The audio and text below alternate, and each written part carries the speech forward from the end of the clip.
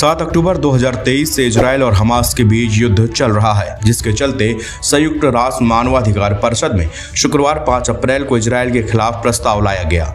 मानवाधिकार परिषद के इस प्रस्ताव में कहा गया कि इजराइल ने गाजा में युद्ध अपराध और मानवता के खिलाफ अपराध किए हैं, जिसके लिए उसे जिम्मेदार ठहराया जाना चाहिए। बता दें कि भारत ने संयुक्त राष्ट्र में पेश किए गए इस प्रस्ताव से दूरी बनाए रखी। भारत ने शुक्रवार को मानवाधिकार परिषद में उस प्रस्ताव पर रोक लगा दी, जिसमें गाजा में तत्काल युद्ध विराम का आह्वान किया गया था और यह भी मांग की गई थी कि इजराइल गाजा पट्टी पर अपनी अवैध नाकेबंदी को तुरंत हटा ले।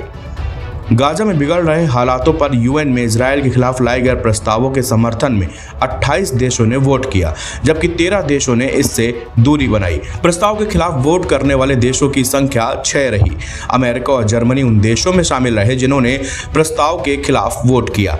बता दें कि संयुक्त राष्ट्र मानवाधिकार परिषद में कुल 47 देश है। इस ग्रुप में शामिल ज्यादातर देश लोकतांत्रिक व्यवस्थाओं और मानवाधिकार का पालन करने की बात करते हैं। प्रस्ताव के खिलाफ मतदान करने वालों में अर्जेंटीना, बुल्गारिया, जर्मनी और अमेरिका शामिल थे, जबकि प्रस्ताव के पक्ष में मतदान करने वाले देशों में बांग्लादेश, बेल्जियम, ब्राजील, चीन, Indonesia, Kuwait, Malaysia, Maldives, Qatar, दक्षिण अफ्रीका, संयुक्त अरब अमीरात और वियतनाम शामिल हैं।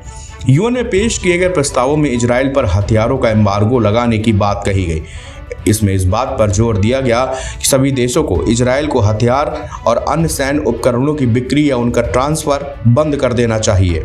ऐसा करने पर ही अंतर्राष्ट्रीय मानवाधिकार कानून का उल्लंघन और मानवाधिकारों का दुरुपयोग रुक पाएगा।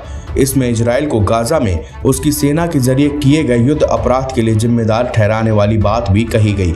प्रस्ताव में मांग किया गया कि इजराइल, जिसने पूर्वी यरूशलेम सहित फिलिस्तीन में 1967 से कब्जा किया था, वो अपना ये कब्जा खत्म करे। इस बात पर जोर दिया गया कि इजरायली फिलिस्तीनी के बीच चल रहे युद्ध को खत्म किया जाना चाहिए। प्रस्ताव में कहा गया कि गाजा में तत्काल युद्ध विराम यानी कि सीज फायर किया जाना चाहिए। साथ ही तत्काल आपातकालीन मानवीय पहुंच और सहायता गाजा में पहुंचे, इसका भी तुरंत से तुरंत आह्वान किया गया। साथ ही प्रस्ताव में मांग की गई कि इजराइल तुरंत गाजा पट्टी पर अपनी अवैध नाकेबंदी और घेराबंदी को हटा दे। हंगामा टाइम्स की तमाम खबरों को देखने के लिए हंगामा टाइम्स को सब्सक्राइब कर लीजिए और बेल आइकन दबा लीजिए। अगर आपको ये वीडियो अच्छा लगा हो तो लाइक बटन प्रेस कर अपनी प्रतिक्रिया हमारे कमेंट बॉक्स में देना मत भूलें।